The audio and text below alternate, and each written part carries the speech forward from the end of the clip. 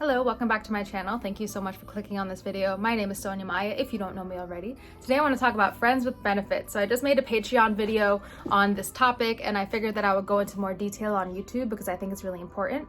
There's a fine line between friends with benefits and catching feelings for someone, so I wanted to talk about what friends with benefits means, what kind of boundaries should be put up so no one gets hurt, and also just talk about, is this something that's a good idea for you if you're in that situation, and how to avoid a bad situation, because things can get a little bit sour when it's not reciprocal. Thank you so much for watching.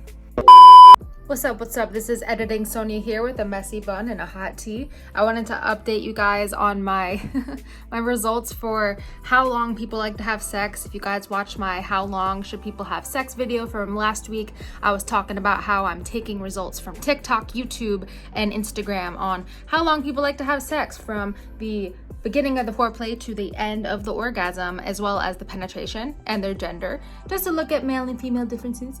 So I'm still collecting that data. I just wanted to get as much as I possibly could for this little study, if you want to call it that.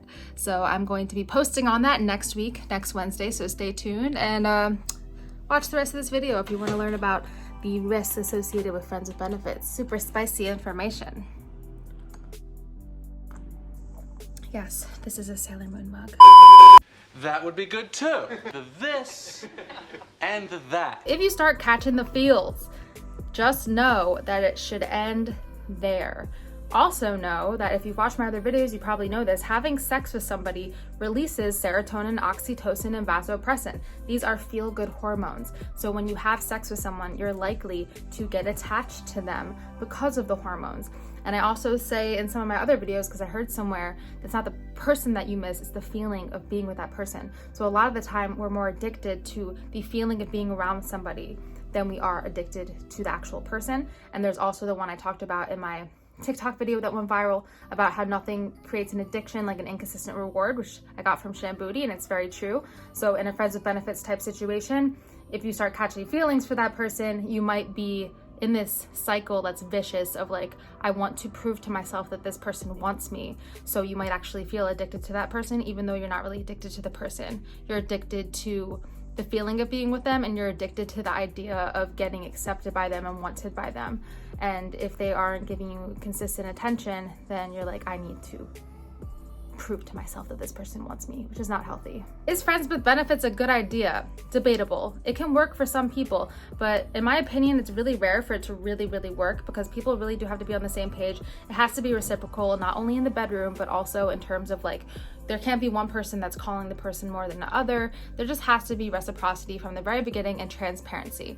So what is a friend? So a friend is someone that you continue to spend time with without commitment. Be careful that when you start to add intimacy into the equation of friendship, then it could be perceived as more by the other person. In a friends with benefit situation, the bond between two people is less deep than a very intimate connection. But at the same time, it holds more significance than just casual sex. It's very common, but is it sustainable? Because this is no strings attached. And the friendship is more valued than the sex, and the sex is kind of like the cherry on top, or the icing on the cake, so to speak. So even though it's not a romantic connection, it's generally more affectionate than a one-night stand. So yes, it's possible, and it's not for everybody. For example, a lot of people only feel comfortable being intimate with somebody that they are in a committed relationship with. So it's definitely not for everybody. Arrangement can work, but there are some things to keep in mind. Like, don't have any crazy expectations. Don't spend a crazy amount of time together. No sexy pillow talk, no romantic talk. And always wear a condom, because if it's not a committed relationship, it's likely that you are both or one of you is going to be having sexual partners outside of this connection. So just be mindful of that. Always wear a condom. You don't want to have any STIs or babies in the mix in this kind of situation. Another thing about wearing protection is this will help a little bit of the hormones from getting released, because less hormones get released when you wear protection. So protect your heart. It's really important to ask, what are your needs and expectations? So from the very beginning, set boundaries. This kind of reminds me of the Seinfeld episode, like no calls the next day. Let's make it a rule. All right, sir. For example, one person might actually not feel very comfortable if the other friend is talking about other dating partners and romantic partners. I mean, a part of me thinks like maybe they caught feelings and that's not a good thing and they need to just end it in general. But you might want to tell the person that, like, I just don't feel comfortable if you talk about other sexual partners. So put that out there so no one gets hurt and there doesn't mess with your friendship. And like I said, if one person catches feelings, this could cause a lot of pain. This could really ruin the relationship.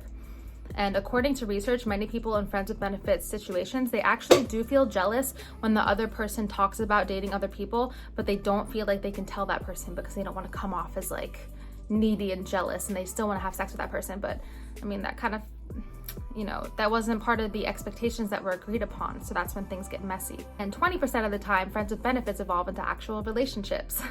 And this happened with one of my favorite sexologists who I mentioned earlier, Sham Booty. They originally were friends with benefits. They didn't connect on a intellectual level, but they had this understanding that this is just going to be sex, and then it evolved into something deeper. Just keep in mind all of those factors that I talked about, and please comment below. Have you had a friends with benefits situation? Are you in one right now? And I really hope this is helpful for anybody that's either in that situation or is thinking about getting into that situation. So just prepare yourself and prepare your heart, because it can be fun, but it could also be really painful. So please don't forget to like and subscribe. I do have a Patreon page as well where I posted another video similar to this, and I post exclusive content on my Patreon page every other day. And thank you so much for my patrons on my Patreon. Put their names right up here, and I'll see you in the next video.